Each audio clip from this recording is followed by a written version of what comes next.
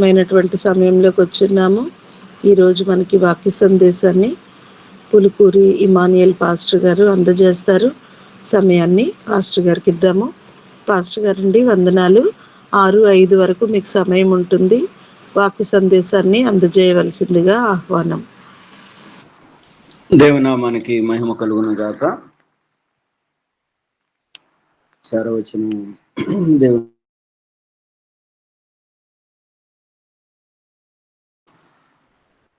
ఈ దినముకై ఏర్పాటు చేయబడిన లేఖన భాగంలో నుండి ఎజ్రా గ్రంథం 7వ అధ్యాయం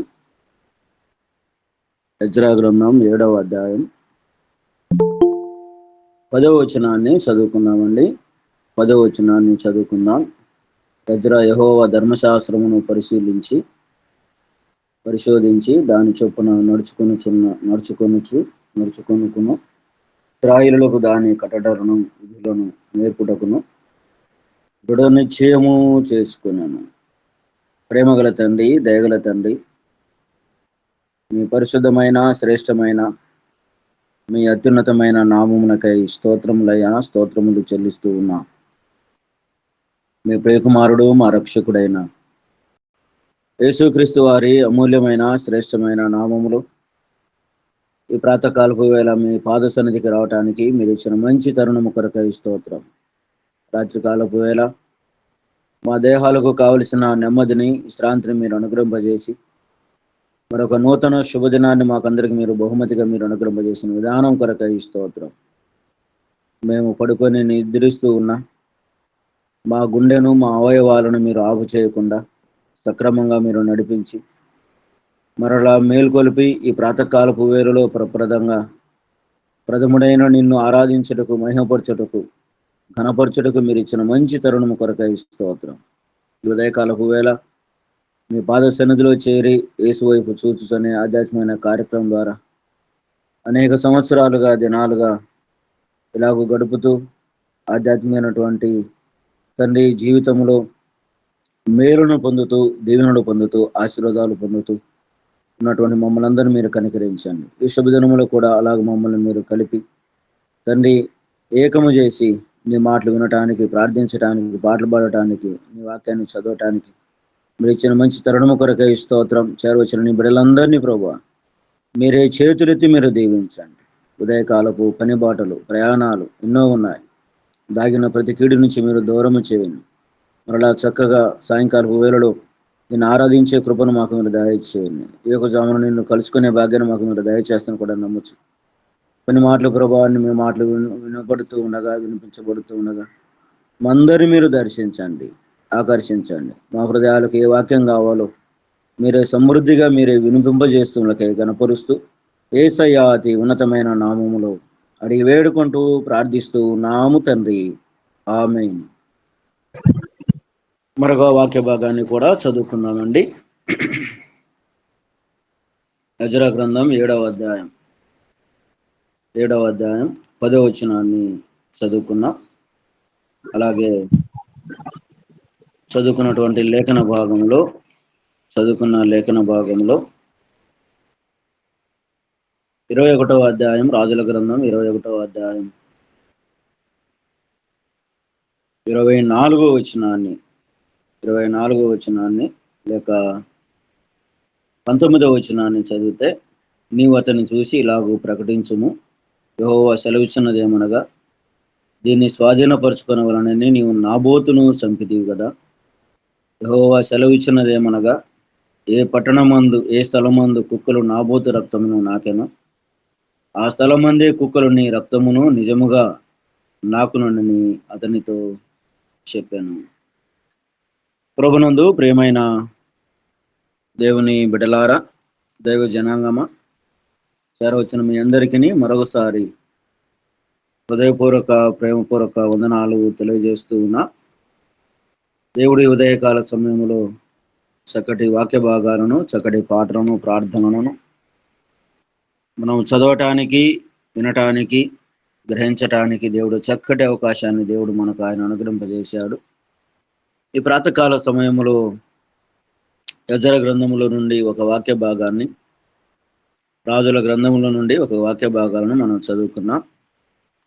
రాజుల గ్రంథం 21వ అధ్యాయంలో నుండి చక్కటి వాక్య భాగాలను అధ్యాయాన్ని మొత్తం మనం చదువుకున్నాం. ఈ వాక్య భాగాలు మనం ధ్యానిస్తూ ఉన్నప్పుడు ఇందులో ఉన్నటువంటి సత్యాలను మనం గ్రహించే వారిగా మనం ఉందాం. ఎజ్రా గ్రంథం 7వ అధ్యాయం 10వ వచనంలో మనం చదివినటువంటి ఎజ్రా ఎలాగూ దేవుని సన్నిధిలో ఆయన కూడి ఉన్నాడో ఆయన పలికినటువంటి మాటలు మనం చూస్తూ ఉన్నాం. ఎజ్రాను గురించి మనము ఆలోచన చేస్తూ ఉన్నప్పుడు ఎజ్రా అనగా దేవుడు సహాయకుడు. ఎజ్రా అనే పేరునకు అర్థం ఏంటంటే దేవుడు సహాయకుడు. ఈయనొక యూదుడు. ఎజ్రా యాజక వంశంలో పుట్టినవాడు. బబులోను చెరలో ఉన్న ఒక యూదుడు మాత్రమే కాదు, ఆయన యెరూషలేములో కూడా జీవించినటువంటి వాడు. యూదా జాతికి అంతటికిని తన ప్రజలకు ఆయన జీవం పోసినటువంటి వాడు. వాక్య భాగాలను నేర్పించినటువంటి వాడు. ఈయన బబులోనులో బ్రతికినప్పటికీ కూడా యెరూషలేము ప్రాంతంలో కూడా ఆయన నివసించినట్లుగా చరిత్రకారులు జ్ఞాపకం చేస్తారు. కొంతమంది పండితుల అభిప్రాయం ఏంటంటే 119వ కీర్తన ఎజ్రా వ్రాశాడు అని కొంతమంది పండితుల అభిప్రాయం కూడా కీర్తన గ్రంథంలో నుండి.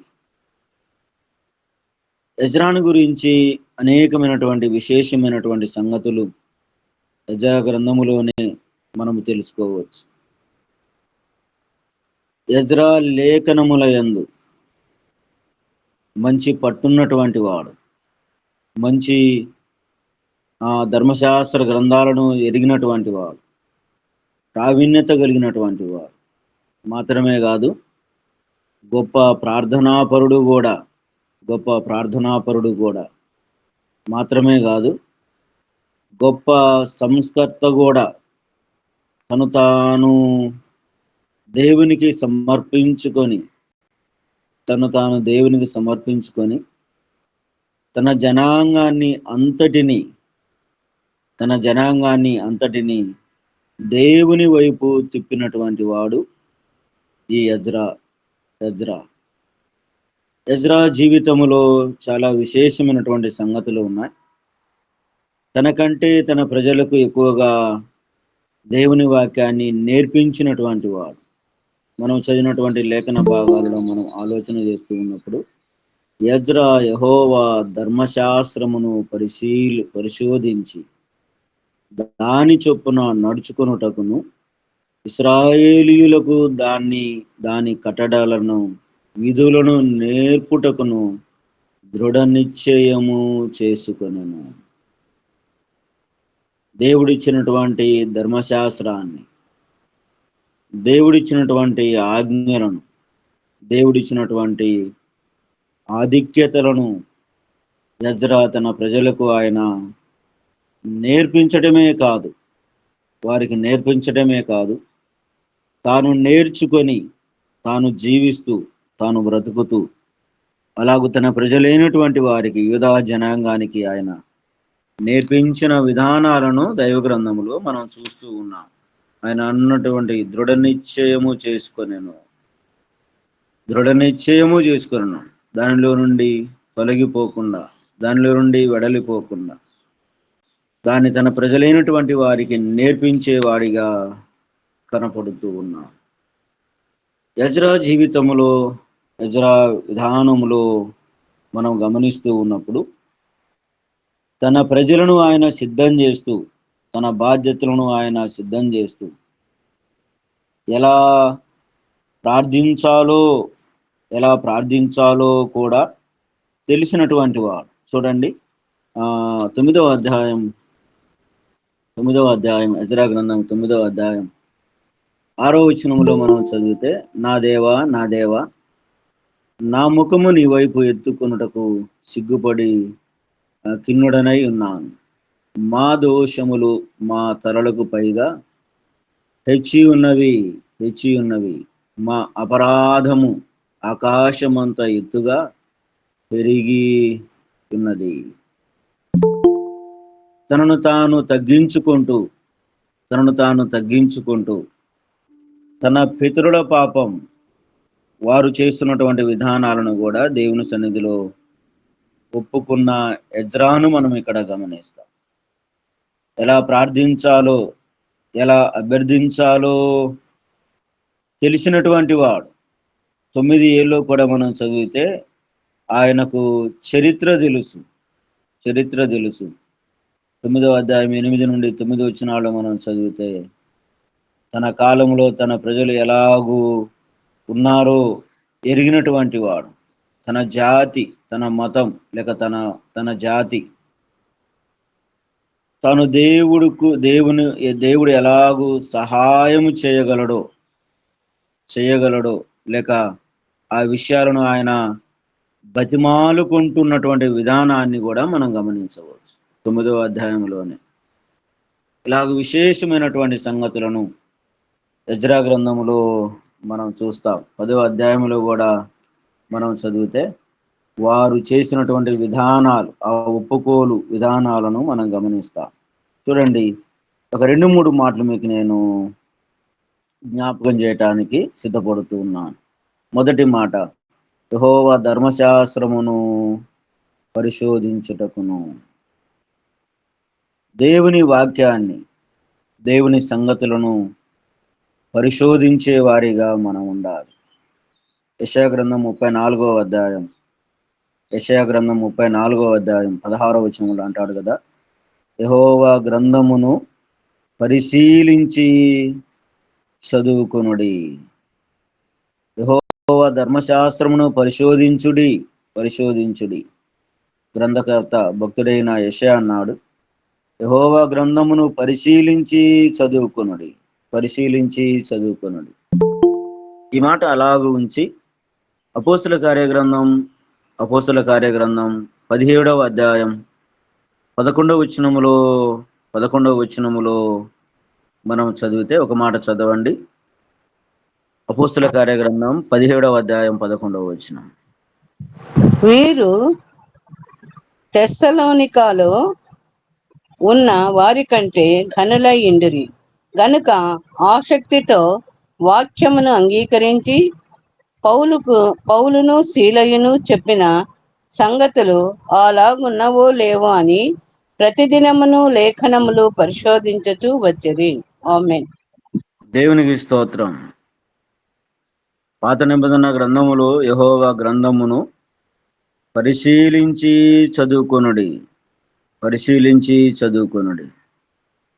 దేవుని వాక్యాన్ని చదువుతూ ఉన్నప్పుడు, దేవుని వాక్యాన్ని ధ్యానిస్తూ ఉన్నప్పుడు, ఆ వాక్యములో ఉన్నటువంటి సత్యాలను తెలుసుకునే వారిగా, ధ్యానించే వారిగా, పరిశీలించే వారిగా మనం ఉండాలి.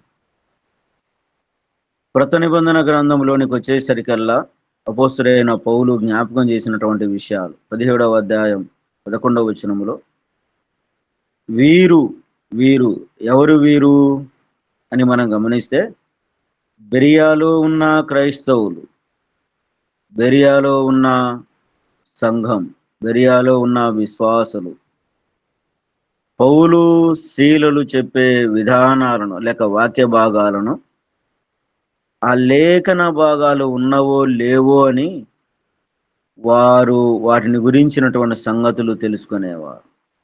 వారు చెప్పేటువంటి వాక్యాలు ఉన్నవా లేవా అని లేఖనాలను వారు పరిశీలించేవారు. ఈనాడు అనేక మంది అటు విధానాల్లో ఉన్నటువంటి వారు ఉన్నారు, లేని వారు ఉన్నారు. కానీ ఆదిమ సంఘం లేఖనాలను వారు క్షుణ్ణంగా పరిశీలించేవారు. బెరియాలో ఉన్నటువంటి క్రైస్తవులు, బెరియాలో ఉన్నటువంటి విశ్వాసులు లేఖనాలను వారు, పౌలు శీలులు చెప్పే విధానాలను వారు గ్రహించేవారు, వారు పరిశీలించేవారు. అందుకే ఎజ్రా జీవితములో లేక ఆయన ఎలాంటి వాడు అంటే, యెహోవా ధర్మశాస్త్రమును పరిశోధించుటకు. ఇక్కడ మనం గమనిస్తూ ఉన్నటువంటి మాట, ఆయన వాక్యాన్ని మనము ప్రేమించే వారిగా, ఆయన వాక్యాలను మనం పరిశీలించే వారిగా, పరిశోధించే వారిగా మనం ఉన్నప్పుడు దేవాతి దేవుడు గొప్ప విషయాలను మనకు ఆయన నేర్పిస్తాడు. చూడండి, ఆయన వాక్యాలను ఆయన లేఖనాలను మనం పరిశోధించటం వలన కలిగే ప్రయోజనాలను ఒక 2-3 మాటలు మనం జ్ఞాపకం చేసుకుంటే, యోహాను సువార్త 5వ అధ్యాయం 39వ వచనములో పాపులను రక్షించబడతారు. ఆయన లేఖనాలను పరిశోధించటం ద్వారా, లేక చదవటం ద్వారా, వినటం ద్వారా, గ్రహించటం ద్వారా ఏమవుతారు అని మనం గమనిస్తే, పాపములో ఉన్న వారందరూ దేవుని వాక్యాన్ని విని రక్షించబడే విధానాన్ని మనం గమనిస్తాం. 2వ సంగతి అక్కడే ఉంది కదా, రక్షించబడిన వారు పాపము చేయకుండా ఉంటారు.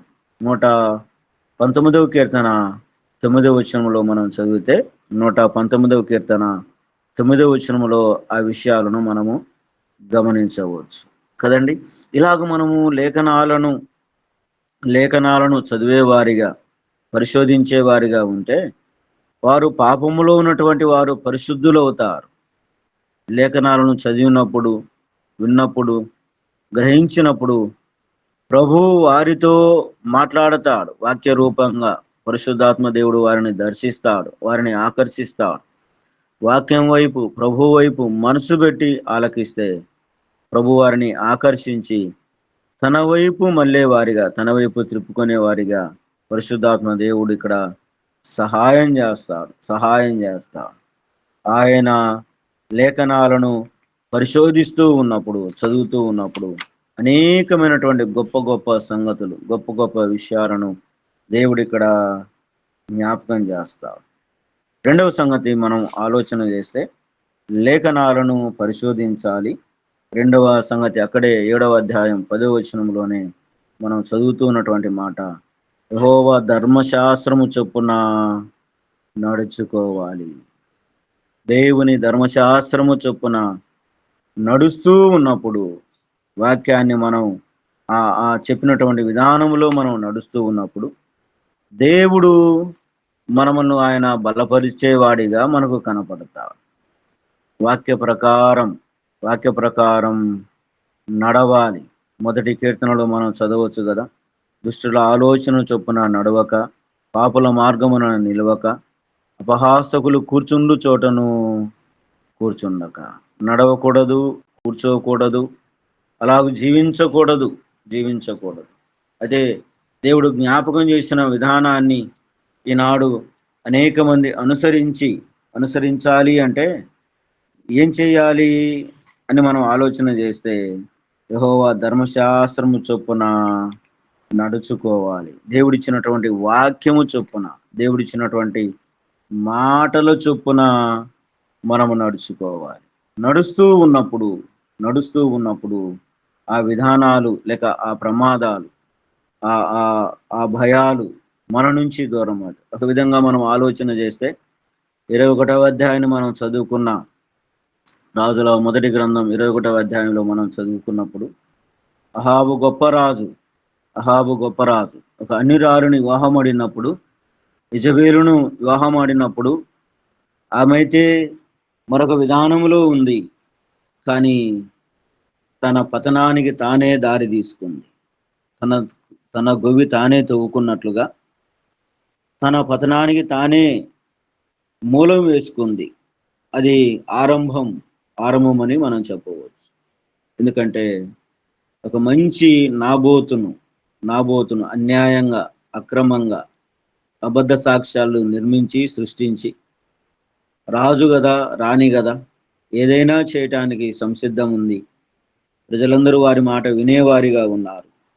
దేవుని మాటను వినక, ఆ ప్రవక్త మాట వినక, లెక్క చేయక, నేను రాజును, నేను రాణిని అన్నట్లుగా రాజు అలాగూ అణిగిమణిగి ఉంటే, ఇజబేలు తన్ను ప్రేరేపించి, ఎందుకు నీవు ఇలాగూ కూర్చున్నావు, ఎందుకు నీవు ఇలాగూ ఉండటానికి కారణం ఏంటి, అయితే నువ్వు ఈ దేశానికి రాజువు కదా, ఈ దేశాన్ని నీ చేతిలో ఉంది కదా, ఈ ప్రజలు నీ చేతిలో ఉన్నారు కదా, నువ్వు చెప్పినట్లు ఏదైనా చేయటానికి సిద్ధంగా ఉన్నావు అని తనను తాను ప్రేరేపించి ఆమె ఆమె అక్కడ అబద్ధ సాక్ష్యాలను నిర్మించి, తాకీదులు నిర్మించి అతన్ని రాళ్లతో కొట్టి చంపివేయబడినట్లుగా మనం చూస్తాం. ఆనాడు ఏ విధంగా అయితే జరుగుతూ ఉందో, నేడు కూడా అధికారముతో ఉన్నటువంటి వారు, ప్రభుత్వాలు, మంత్రులు, ఇలాగూ అధికారులుగా ఉన్నటువంటి వారు అక్రమాలకు, అన్యాయాలకు పాల్పడటం, అనులైనటువంటి వారిని లేక అభాగ్యులైనటువంటి వారిని శిక్షించటం ఈనాడు కూడా మన కళ్ళ ఎదుట మనము చూస్తూనే ఉన్నాం. యెజెబెలును గురించినటువంటి సంగతులు దైవ గ్రంథములు అనేకములు మనకు కనపడతాయి, కానీ రాజుల గ్రంథములో మరి విశేషంగా యెజెబెలు తన పతనానికి తానే కారకురాలయ్యింది. తను మాత్రమే కాదు, తన భర్త, తన కుటుంబం అలాగు వారు దేవుని శాపానికి గురైనట్లుగా మనం చూస్తూ ఉండగా అక్కడ మనం చదివినటువంటి మాట, అన్యాయంగా అక్రమంగా తీసుకున్నారు కానీ దాన్ని అనుభవించినటువంటి వారు కాదు. అది నా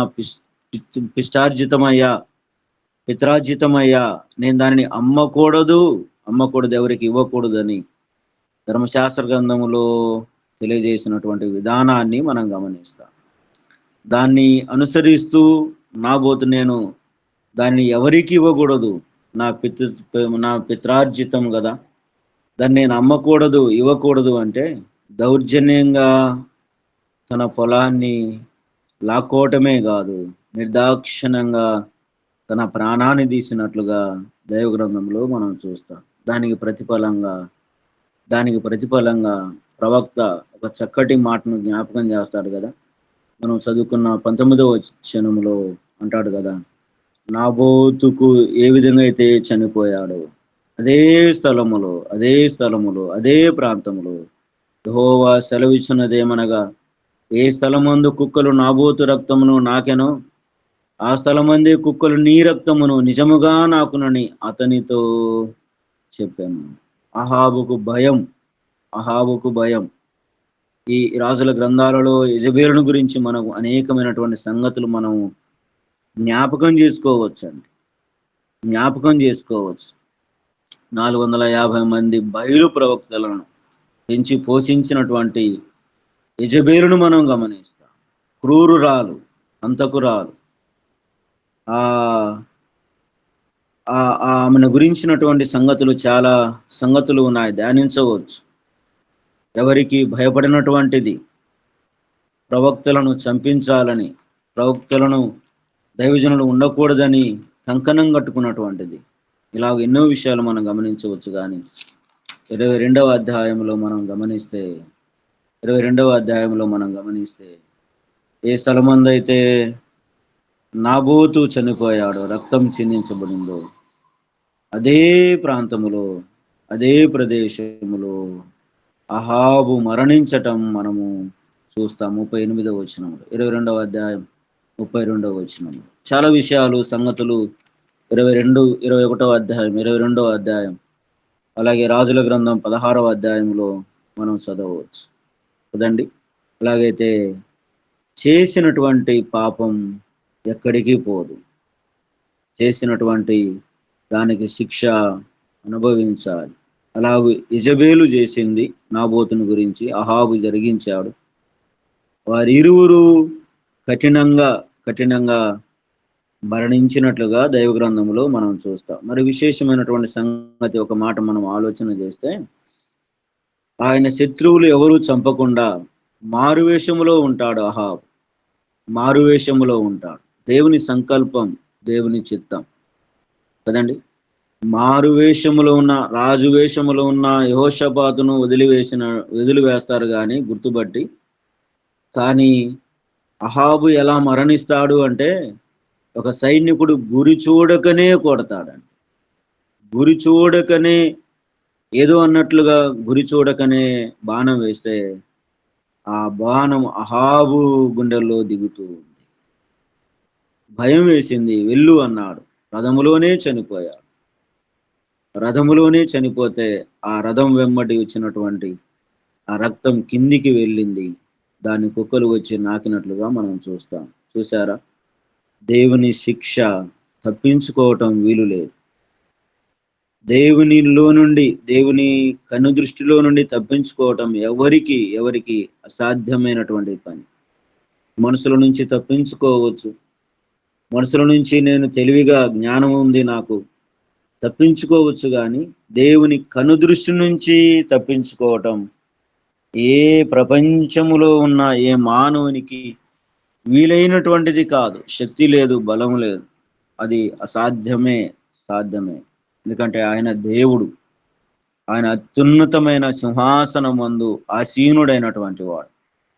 అక్కడ నుండి లోకములో ఉన్న ప్రతి దాని మీద ఆయన దృష్టి ఉంచుతాడు.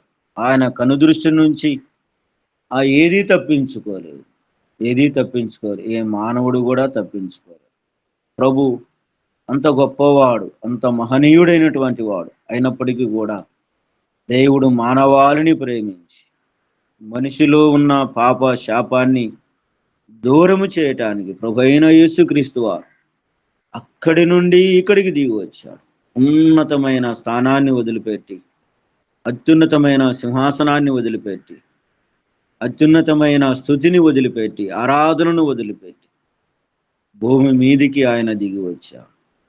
అన్నీ ఉన్నటువంటి వాడే, అన్నీ కలిగినటువంటి వాడే, అన్నీ నిర్మించినటువంటి వాడే, కానీ ఏమీ లేని వానిగా, రిక్తుడిగా ఏమీ లేని వానిగా ఈ లోకానికి వచ్చాడు. ప్రభు అన్నాడు కదా, ఆకాశ పక్షులకు గూళ్ళు ఉన్నాయి, నక్కలకు బొరేలు ఉన్నాయి, మనుష్య కుమారుడు తలవాల్చటానికి ఒక్కింతైనను స్థలము లేదు. ఆశ్చర్యకరమైనటువంటి సంగతి. సృష్టి ఆయనది, ఆకాశం ఆయనది, భూమి ఆయనది. ఆకాశము నా పాదపీఠ, ఆకాశము నా సింహాసనం, భూమి నా పాదపీఠం. ఆకాశము ఆయనదే, భూమి ఆయనదే. కానీ ప్రభు దిగి వచ్చినప్పుడు, ప్రభు లోకానికి వచ్చినప్పుడు, భూమి మీదకి వచ్చినప్పుడు ఏమీ లేని వానిగా, పశువుల తొట్టిలో, పశువుల పాకలో ఆయన ఏమీ లేని వానిగా పొత్తిగుడ్డలతో చుట్టబడినట్లుగా మనం చూస్తాం. అత్యున్నతమైన దేవాది దేవుడు, మహనీయుడు, మహోన్నతుడు, పూజార్హుడు, పూజింపదగిన వాడు. ఎన్నో విషయాలు దేవుని గురించినటువంటి సంగతులు మనము గమనిస్తూ ఉన్నాం. అందుకే లేఖనాలు ఎరిగినటువంటి ఎజ్రాను, ధర్మశాస్త్రాన్ని ఆయన క్షుణ్ణంగా ఎరిగినటువంటి వారు, పరిశీలిస్తూ ఉన్నటువంటి వారు, లేఖనాలను అవకాశం ఇచ్చినటువంటి వాడు. ఎజ్రాను మనం గమనిస్తూ ఉన్నప్పుడు ఆయన ఏ విధంగా అయితే లేఖనాల చొప్పున లేక ధర్మశాస్త్రము చొప్పున నడుచుకున్నాడు, దేవుడిచ్చినటువంటి దైవ గ్రంథాన్ని బట్టి అలాగ విని, చదివి, గ్రహించి, అందులో ఉన్నటువంటి సత్యాలను మనం గ్రహించి చదువుతూ ఉన్నప్పుడు దేవుడు మనములను కూడా అలా విధానంలో దేవుడు మనములను ఆయన బలపరుస్తాడు. అపోస్తలుడైన పౌలు గురించినటువంటి ఒక సంగతి మనం గమనిస్తే ఆయన అంటాడు కదా, కొరింథీయులకు రాసిన మొదటి పత్రిక 11వ అధ్యాయం 1వ వచనంలో, నేను క్రీస్తును పోలి నడుచుకున్న ప్రకారం మీరును నన్ను పోలి నడుచుకొనుడి. క్రీస్తును పోలి నడుచుకున్న పౌలును మనం గమనిస్తా ఆయన పలికిన మాట, చెప్పిన మాట, నేను క్రీస్తును ఏ విధంగా అయితే పోలి నడుచుకున్నానో మీరు నన్ను పోలి నడుచుకొనుడి. ఈ మాట అనటానికి ధైర్యం ఉండాలి. తన త్యాగపూరితమైనటువంటి జీవితం, తన బ్రతుకు లోకం కొరకు కాకుండా ఎంతో ధనముతో కూడినటువంటి వాడు, పేరు ప్రఖ్యాతులు గర్జించినటువంటి వాడు, ప్రాముఖ్యత కలిగినటువంటి వాడు, ప్రావీణ్యత కలిగినటువంటి వాడు, ధర్మశాస్త్ర గ్రంథాన్ని క్షుణ్ణంగా చదివినటువంటి వాడు, గమనీయులు పాదముల విద్యను అభ్యసించినటువంటి వాడు, పుట్టుకతోనే రోమ సామ్రాజ్యపు హక్కును పొందినటువంటి వాడు. ఎన్నో విషయాలు ఉన్నాయి. ఆయన పలికిన మాట, చెప్పిన మాట, నేను క్రీస్తును పోలి నడుచుకున్నాను, మీరు నన్ను పోలి నడుచుకున్నాడు. ఏ విధంగా అయితే క్రీస్తు ఉన్నాడో, ఏ విధంగా అయితే నడుచుకున్నాడో, తూచా తప్పకుండా ఆయన అడుగుజాడల్లో నడుస్తున్న నన్ను బట్టి నన్ను పోలి మీరు నడుచుకునుడి. దేవుని గ్రంథాన్ని, ధర్మశాస్త్ర గ్రంథాన్ని, దేవుడిచ్చినటువంటి మన బైబిల్ గ్రంథాన్ని మనం క్షుణ్ణంగా చదివి వాటి ద్వారా నడుచుకున్నప్పుడు పౌలు ఏ విధంగా అయితే తెలియజేస్తూ ఉన్నాడు, అదే విధానములో అదే సంగతులను మనము కూడా గ్రహించవచ్చు. మూడో విషయాన్ని మనం ఆలోచన చేస్తే, యెహోవా ధర్మశాస్త్రమును నేర్పించుట. ముందు వాక్యాన్ని మనం పరిశీలించాలి, దాని ప్రకారం నడవటానికి మనం తీర్మానం చేసుకోవాలి, తర్వాత నేర్పించటానికి సిద్ధం కావాలి. ఎజ్రా, భక్తుడైనటువంటి ఎజ్రా వాక్యాన్ని పరిశీలించాడు, నడవటానికి తీర్మానం చేసుకున్నాడు, తర్వాత నేర్పించటానికి సిద్ధమయ్యాడు. తన ప్రజలందరినీ సమకూర్చాడు, తన ప్రజలకు ముందు ఆయన నేర్చుకున్నాడు, ఇతరులకు నేర్పించాడు. ఆయన తీర్మానం చేసుకున్నాడు, తన ప్రజలను కూడా ఇలాగ తీర్మానం చేయమని చెప్పాడు. ఆయన నడవటానికి, పరిశీలించటానికి తీర్మానం చేసుకున్నాడు. ఈ ప్రాతకాలపు వేళలో దైవ గ్రంథంలో ఉన్నటువంటి వాక్యాన్ని మనం ధ్యానిస్తూ ఉన్నప్పుడు, చదువుతూ ఉన్నప్పుడు వాక్యాన్ని మనం పరిశీలించాలి, వాక్యంలో ఉన్న సత్యాన్ని మనం గ్రహించుకోవాలి. తరువాత అలాగూ జీవించటానికి, బ్రతకటానికి మనం తీర్మానం చేసుకోవాలి. ఇతరులకు నేర్పించటానికి ఏం చేయాలంటే, మనం నేర్చుకున్న విధానాన్ని, నేర్చుకున్న వాక్య సత్యాలను నేర్పించటానికి మనం సిద్ధం కావాలి. ఇలాగూ పరిశీలించకుండా తీర్మానం చేసుకోకుండా నేర్పించటానికి సిద్ధపడితే కొన్ని విధానాలు మనము లోపం కలిగినటువంటి వారిగా ఉండవచ్చు. కానీ దైవ గ్రంథాన్ని చదువుతూ, అందులో ఉన్న వాక్యాలను నేర్చుకుంటూ ఇతరులకు నేర్పించే వారిగా ఉంటే దేవుడు మనలను ఆశీర్వదిస్తాడు, బలపరుస్తాడు. ఎజ్రా జీవితంలో నుండి 3 సంగతులను మనము ఆలోచన చేశాం. యెహోవా ధర్మశాస్త్రమును పరిశోధించినటువంటి ఎజ్రాను మనం గమనిస్తాం. యెహోవా ధర్మశాస్త్రమును చొప్పున నడుచున్నటువంటి ఎజ్రాను మనం గమనిస్తాం. యెహోవా ధర్మశాస్త్రమును నేర్పుటకు సిద్ధపడినటువంటి ఎజ్రాను మనం గమనిస్తాం కదండి. ఇలాగూ నేర్చుకున్నప్పుడు కదా, గొప్ప గొప్ప కార్యాలను ఆయన జరిగించినటువంటి వాడిగా కనపడతాడు. 10వ అధ్యాయంలో చక్కటి ప్రార్థనా జీవితం కలిగినటువంటి ఎజ్రాను మనం గమనిస్తాం. 10వ అధ్యాయం 1వ వచనంలో ఎజ్రా చక్కటి ప్రార్థన చేయగలిగినటువంటి వాడిగా మన ముందు ఆయన కనపడుతూ ఉన్నాడు. ఎజ్రా విషయాలు మనం ఆలోచన చేస్తే విశేషమైనటువంటి సంగతులు ఎజ్రా గ్రంథంలో, నెహెమ్యా గ్రంథంలో మనకు అక్కడక్కడ కనపడుతూ ఉంటాయి కదండి. అలాగైతే దేవుని సంగతులను మనము నేర్పిస్తూ ఆ ఆధ్యాత్మికమైనటువంటి జీవితంలో మనం నడిచినప్పుడు ఎజ్రాను ఏ విధంగా అయితే దేవుడు గొప్పగా చేశాడో, నన్ను కూడా అలాంటి స్థితిలోనికి దేవుడు ఆయన నడిపిస్తాడు. ధర్మశాస్త్రంలో ఆరితేరిన ఎజ్రా దేవుని హస్తం తోడుగా ఉన్నటువంటి వాడిగా ఉన్నాడు, తన ప్రజలను నడిపించినటువంటి వాడిగా ఉన్నాడు. ఈ ఆ మొదటి అధ్యాయం నుండి ఆఖరి అధ్యాయం వరకు మనం చదివితే కొన్ని గొప్ప ప్రార్థనలు మనకు ఉన్నాయి. 7:27, 28 వచనంలో మనం చదివి కృతజ్ఞత ప్రార్థన చేశాడు. 8, 21, 23లో ఉపవాస ప్రార్థన చేసిన ఎజ్రాను మనం గమనిస్తాం. 9, 5, 10, 4లో ఒప్పుకోలు ప్రార్థన చేసిన ఎజ్రాను మనం గమనిస్తాం కదండి. గొప్ప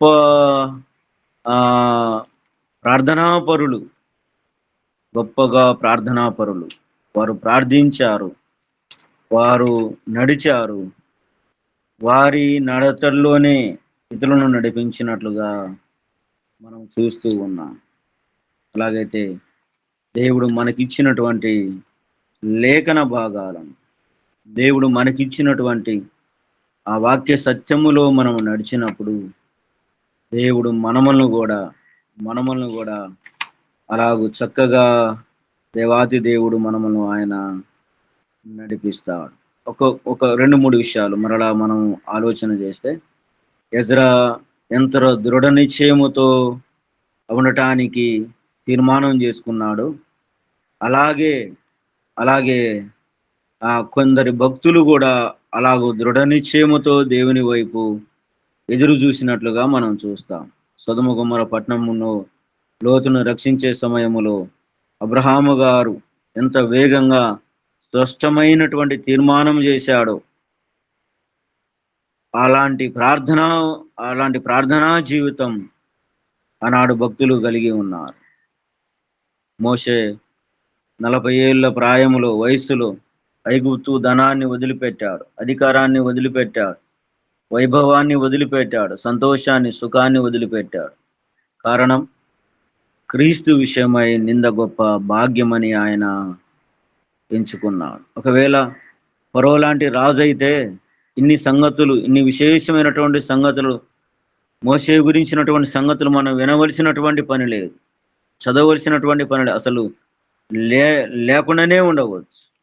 కానీ ఒకటి వదిలివేశాడు, ఒకదాన్ని హత్తుకున్నాడు. ఆ ఒక్కడైనటువంటి దేవుని హత్తుకున్నప్పుడు ఆయన గురించినటువంటి సంగతులు దైవ గ్రంథంలో విశేషమైనటువంటి సంగతులను మనం గ్రహిస్తాం. తన నిండు యవన ప్రాయములో లోకాన్ని ప్రేమించకుండా, వైభవాన్ని ప్రేమించకుండా, ధనాన్ని ప్రేమించకుండా, రాజరికాన్ని ప్రేమించకుండా తన ప్రజలతో ఉండటానికి ఆయన ఇష్టపడ్డాడు. ఈ ప్రజలు ఎలా ఉన్నారు అంటే, వీరు కూడా అస్తవ్యస్తమైనటువంటి జీవితంలో బ్రతికినటువంటి వారే. కష్టాలు, నష్టాలు, ఏడ్పులు, దుఃఖాలు కలిగినటువంటి వారు, లేఖనాలను ఎరిగినటువంటి భక్తులు జీవితాలు. వారు నేర్చుకున్నారు, ఇతరులకు నేర్పించారు, వారు నడిచారు కాబట్టి ఇతరులను నడిపించారు. వారు నేర్చుకున్న సంగతులను నేర్పించారు, వారు నేర్చుకున్నారు, ఇతరులకు వారు నేర్పించారు. కాబట్టి తన చుట్టూ ఉన్నటువంటి ప్రజలకు, తన చుట్టూ ఉన్నటువంటి ప్రజానీకానికి వారు ప్రయోజనకరమైనటువంటి వారిగా లేక ముంగుర్తుగా వారు కనబడుతూ ఉన్నారు. అలాంటి క్రమంలోనే మోషే భక్తుడు కూడా మనకు కనబడుతూ ఉన్నాడు. చక్కటి తీర్మానాలు, చక్కటి విధానాలు మనం గమనిస్తూ ఉన్నప్పుడు దేవుడు నిన్ను నన్ను మనములను కూడా బైబిల్ గ్రంథాన్ని చదివేవారిగా, గ్రహించేవారిగా, నడుచుకునేవారిగా దేవుడు మనమలను ఉంచాడు. ఒకప్పుడైతే దూరంగా ఉండవచ్చు, కానీ ఒకప్పుడు అయితే దాన్ని వ్యతిరేకించినటువంటి వారమే. కానీ ప్రభు పిలిచినప్పుడు, ప్రభు పిలిచిన పిలుపుకు విధేయత కలిగి ఆయన సన్నిధికి, ఆయన సముఖానికి మనం వచ్చినప్పుడు, దేవుని సన్నిధిలో కూర్చొని ప్రార్థిస్తూ ఉన్నప్పుడు ప్రభువా నేర్పించు అంటే ఆయన మనకు నేర్పించేవాడిగా ఉన్నాడు. ఎజ్రాకు ఏ విధంగా అయితే నేర్పించాడో, ఎజ్రా ఏ విధంగా అయితే ప్రార్థించాడో, ఎజ్రా తన ప్రజలను ఏ విధంగా అయితే ఉజ్జీవంతో నడిపించాడో, ఎజ్రా కన్నీటి ప్రార్థనలో గడిపాడు. అటు కన్నీటి ప్రార్థన, అటు విధానాలను దేవుడు మనకు కూడా ఆయన నేర్పిస్తాడు. నా యుద్ధ మీరు నేర్చుకొనుడి, మత్తయి సువార్త 11వ అధ్యాయం 29వ వచనంలో మనం గమనించవచ్చు కదా. నా కాడి ఎత్తుకొని నా యుద్ధ నేర్చుకొనుడి. ఆయన నేర్పించేవాడు, వాక్యం చెప్పటం నేర్పించేవాడు, పాట పాడటం నేర్పించేవాడు, బైబిల్ గ్రంథాన్ని చదవటం నేర్పించేవాడు, సువార్తను చెప్పటం నేర్పించేవాడు. ధైర్యం లేకపోయినా ధైర్యాన్నిచ్చి, నిబ్బరాన్నిచ్చి ఆయన మన ముందు ఉండి మన చెయ్యి పట్టుకొని ఆయన నడిపించగలిగినటువంటి వాడు, నడిపిస్తూ ఉన్న దేవుడు. ఆయన నడక ఆగిపోదు. ఒకవేళ మన నడక ఆగిపోవచ్చు, కానీ మనల్ని చేయబట్టుకొని మనల్ని నడిపిస్తూ ఉన్నప్పుడు, మనల్ని నడిపించే ఆయన మనకు ఆధారంగా ఉన్నాడు. ఆధారమైనటువంటి దేవుడు మనల్ని నడిపిస్తూ ఉండగా ఆయన ఆధారం చేసుకొని మనం నడవగలిగితే 1000 కిలోమీటర్లు నడవటానికి కూడా ఒక అడుగే కారణం. మన ఇంట్లో నుంచి ఒక అడుగు వేశామా, ఈ అడుగు 10 అవుతుంది, 20 అవుతుంది, 100 అవుతుంది, 1000 అవుతుంది. ఒక్కడుగే ఇన్ని వేల కిలోమీటర్లు నడవటానికి కారణమవుతుంది. ఆ ప్రభువే ఒక అడుగు అయితే ఆ చెయ్యి మనల్ని నడక నేర్పిస్తే ఆయన సన్నిధిలో ఎజ్రా వలె అనేకులను నడిపించేవారిగా, క్రమపరిచేవారిగా, ప్రార్థించేవారిగా మనం ఉంటే దేవుడు మనల్ని ఎంత దీవిస్తాడు, దేవుడు మనల్ని ఎంత కనికరిస్తాడు. ఎజ్రాను హెచ్చించినట్లుగా ఎజ్రాను మనము దైవ గ్రంథాన్ని తెరిస్తే ఎజ్రా గ్రంథాన్ని మనం తప్పకుండా చదువుతాం. ఎజ్రా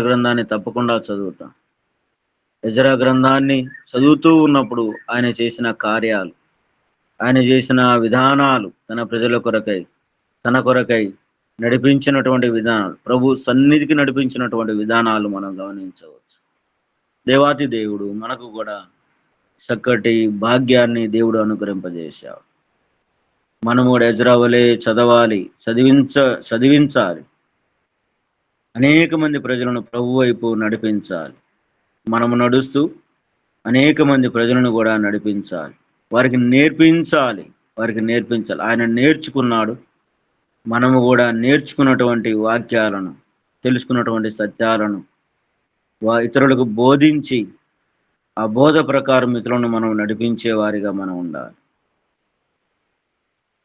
ఇథియోపియుడైనటువంటి ఆయన అంటాడు కదా అపోస్తల కార్య గ్రంథములో, అయ్యా ఒకరు నాకు చెప్పకపోతే నేను ఎలాగూ గ్రహించగలను?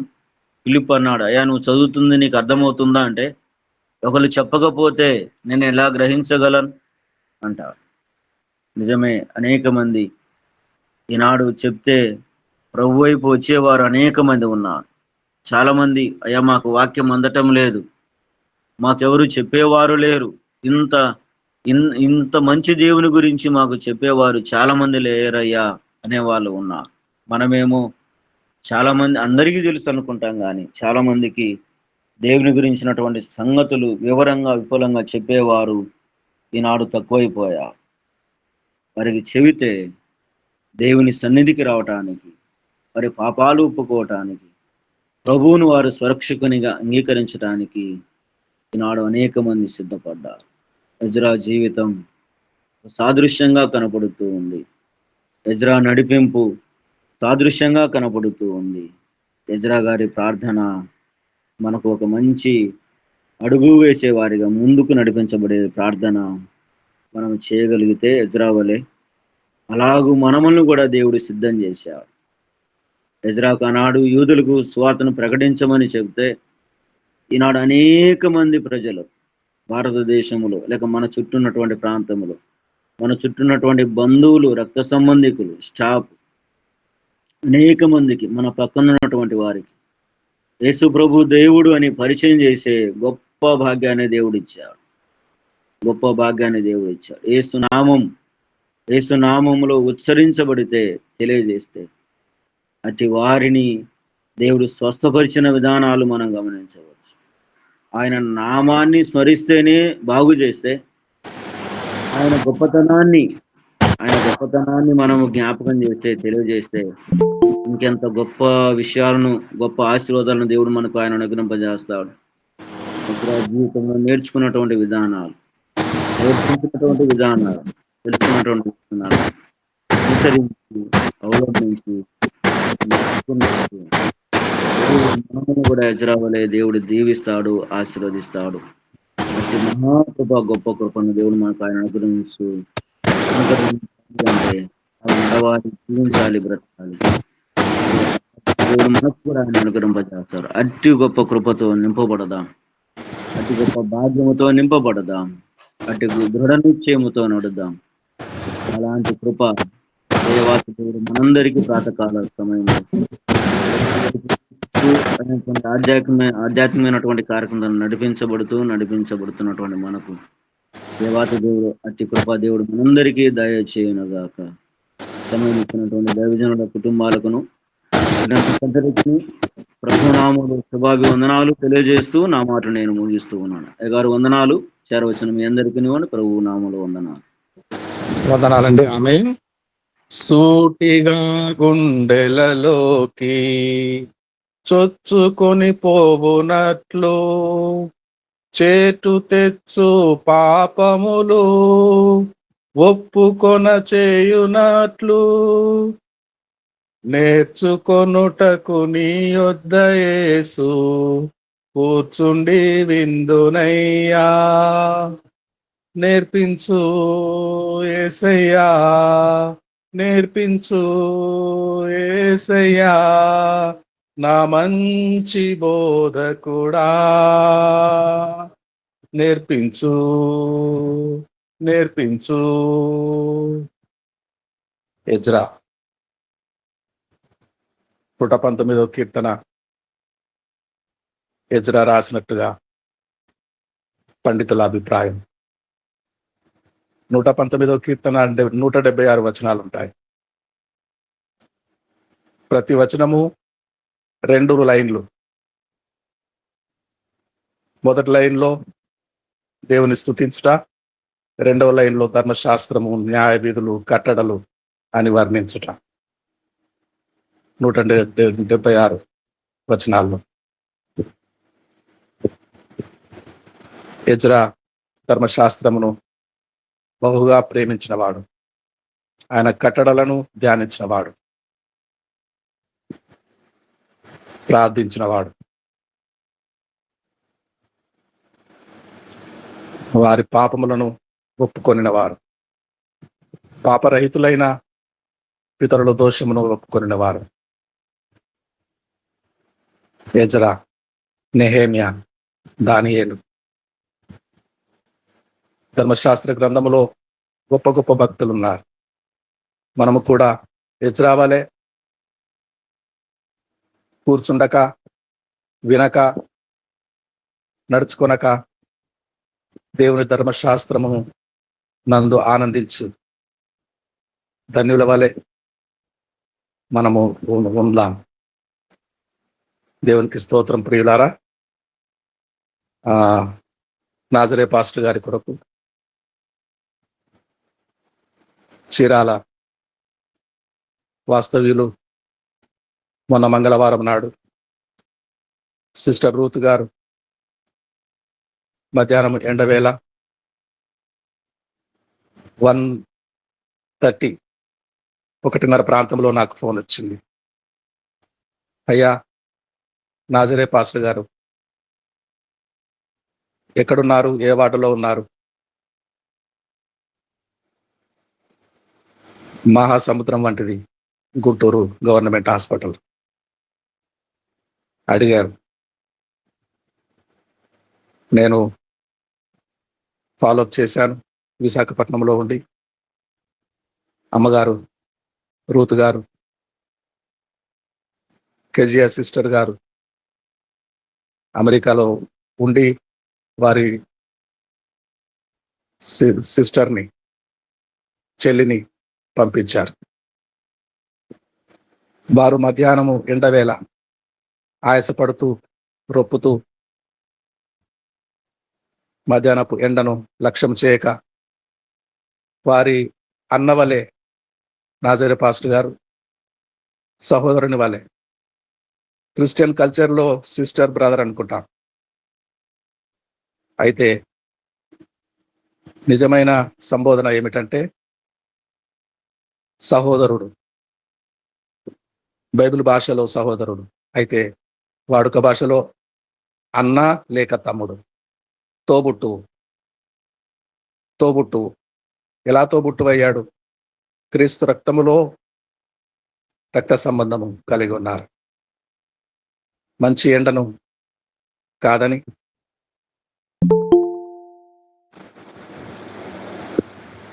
వారు చీరాల నుండి బయలుదేరి వచ్చి గుంటూరు మధ్యాహ్నపు ఎండవేళ నాకు ఫోన్ చేశారు. నేను చాలా సంతోషించాను. ఎక్కడి వారో క్రీస్తునందు బంధువు, ప్రభు అయిన క్రీస్తునందు బంధువు, ఒక అన్న వలె తమను వలె ఆదరించారు, సహాయం చేశారు. ఈరోజు కూడా వస్తామని మాటిచ్చారు. మరల వస్తాము. ఎల్లుండి ఈరోజు ఎల్లుండి, మొన్నకు ఎల్లుండి ఈరోజు ఆపరేషను ఐసీయూలో ఉన్నారు. వార్డుకు వస్తారు.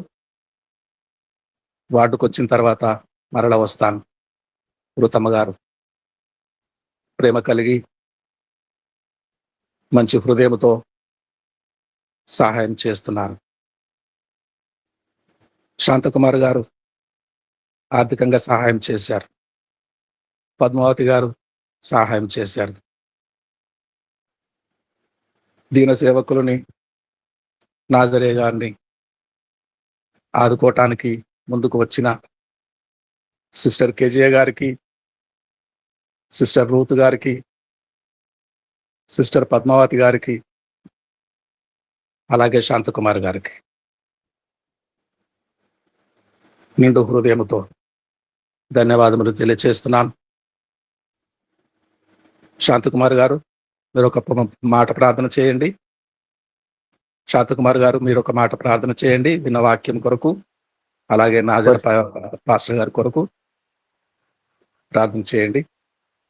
పరిశుద్ధుడా, ప్రేమ నమ్మకం గల మా తండ్రి, కృపాకనికి జీవన గల ప్రాతకాల శైలిలో ప్రభావ మా యొక్క జీవిత ప్రయాణంలో మరొకసారి ఎందుకు పరిశుద్ధమైన ఘనమైన నామను ప్రభావ స్తోత్రంలో మహిమ ఘనత చెల్లించుకోవచ్చు. మా హృదయాలు సరి చేసుకుంటానికి నా తండ్రి మీ పాత సన్నిధిలో చేరి నా తండ్రి మీ బోధన వినే తండ్రి ప్రభావం వినటానికి మీరు ఇచ్చిన మాకు మీ గొప్ప దీవెన బట్టి స్తోత్రాలు చెల్లించుకుంటున్నాం. అవును ప్రభా, వాక్యము ప్రభావ నేర్చుకుని వారమే కాక నా తండ్రి వాక్యం ప్రకారం నడుచుకుని నా తండ్రి నడిచినటువంటి మేము అనుభవించినటువంటి సంతోషాన్ని ప్రభావ ఇతరులతో పంచుకోవటానికి, ఇతరులు కూడా మీ మార్గం నడిపించడానికి, వారికి నేర్పడానికి ప్రభావ కావాల్సిన ఆత్మీయ శక్తి, ఆత్మీయ బలమును మాకు దయచేసి మీకు పిలిపించడానికి సహాయం చేయండి. తండ్రి యజ్బేలు ప్రవక్త వల్లే ప్రభావ, తండ్రి యజ్బేలు వల్లే ప్రభావ తండ్రి మేము తండ్రి మా యొక్క పాపను త్రుటిల్లకుండా ప్రభావ తండ్రి కాపాడుకొని తండ్రి పరిశుద్ధమైన సన్నిధిలో ప్రభావ తండ్రి మిమ్మల్ని మహింపరుచుతూ ఆ యొక్క దుష్ట శక్తుల నుండి మేము విడుదల పొంది మీ మార్గం నడవటానికి కృపను దయచే తండ్రి సహాయం చేయ ప్రభావ, సహాయం చేయతండి. చక్కటి వాక్య భాగాల మీ దాసుల ద్వారా ప్రభావ మాకు బోధించి ఉన్నారు తండ్రి. స్తోత్రాలు. బోధన మేము గ్రహించడానికి, మా హృదయంలో పంచుకుంటానికి ప్రభావ మీ చిత్తాంతరం మా హృదయాలు తెరిచిన తండ్రి వాక్యం మా హృదయంలో నాటబడటానికి కృపను దయచే తండ్రి సహాయం చేయ ప్రభావ. నేనైనా మీ దాసుడి ప్రభావ నాజరే ఫాస్టర్ గారిని బట్టి ఫాస్టులు జ్ఞాపన చేస్తున్నాను. నేనైనా ప్రభావ ఆయనకు ఆపరేషన్ చేతులను నడిపించినారు. స్తోత్రాలు. నేనైనా ఆయనకు ప్రభావ ట్రీట్మెంట్ జరుగుతుండగా మీకు పట్టుదల పెడుతుంది. మీ హస్తం చాపినంత వారికి ముట్టి నా తండ్రి డాక్టర్లకు మంచి జ్ఞానాన్ని దయచేసి నా తండ్రి నైనా వారు ఇస్తున్నటువంటి ఔషధాదుల్లో కాక నా తండ్రి ట్రీట్మెంట్తో కాక నా తండ్రి ఈ మాటతో ప్రభావ తండ్రి ఆయన ప్రభావ సంపూర్ణమైన ఆరోగ్యంలో దయచేసి మీ కృప్తులు నడిపిస్తుంది సహాయం చేయండి మా ప్రభావ. సరైన ఈ సహవాసాన్ని దీవించి ఆశ్రయించండి ప్రభావ. సహవాసాన్ని ప్రభావ దీవించి ఆశ్రయించి బహుగా ఫలింపచేసి మీకు నడిపించుకొని జ్ఞాపన చేస్తూ ముందున్న సమయాన్ని కృపలు అప్పగించుకొని మీరే ముందుని మా హస్తాలు బట్టి నడిపించమని నేనైనా మా హృదయాలు మేము సెర్చ్ చేసుకుని మరొకసారి ప్రభావ మీ పాదలో మేము సంతోషించడానికి మీరు ఇచ్చినట్టు అవకాశాన్ని బట్టి మీకు స్తోత్రాలు చెల్లించుకోవచ్చు. క్రీస్తు నామన దీనమునస్తూ గతిమాలి వేడుకొచ్చు పొందుతున్నాము నమ్ముతున్నాం ప్రభావ. ఆమేన్, ఆమేన్, ఆమేన్, ఆమేన్, ఆమేన్. మంచిదండి. ప్రార్థించిన శాంతకుమార్ గారికి మరొకసారి వందనాలు తెలియజేస్తున్నాము. అలాగే మన మధ్యలో వాణిశ్రీ టీచర్ గారు సహాయం చేయటానికి నాజరే పాస్టర్ గారికి ఆర్థికంగా సహాయం చేయడానికి ముందుకు వస్తున్నారు. అందరూ తమ తమ సహృదయమును వారి పట్ల విశాలపరుచుకొని దేవజనుని పట్ల, దీన సేవకుని పట్ల అందరికి ముందుకు రావాలని ఆశిస్తున్నాము. అలాగే ప్రభు నేర్పిన ప్రార్థన చెప్పుకుందామండి. ఇప్పుడు పరలోకమందున్న మా తండ్రి, మీ నామం పరలోకమైన మా తండ్రి, నామం పరిశుద్ధపరచబడిన రాజ్యం వచ్చిన నీకు ఇష్టపూర్వక భూమి ఎందులో మా ఆయన నెరవేరక మనకి ఆహారం మాట ఇచ్చి మా రుణస్తులను మేము చింతించిన ప్రకారం మా రుణములను క్షమించి మనం చూడలేక తప్పించి ఎందుకంటే రాజ్యం బలం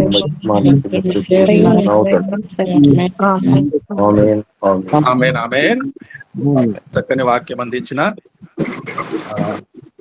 పులుకూరి ఇమానుయేల్ పాస్టర్ గారికి మరొకసారి వందనాలు తెలియజేస్తున్నాము. పాస్టర్ గారు లిఫ్ట్ అయ్యారు.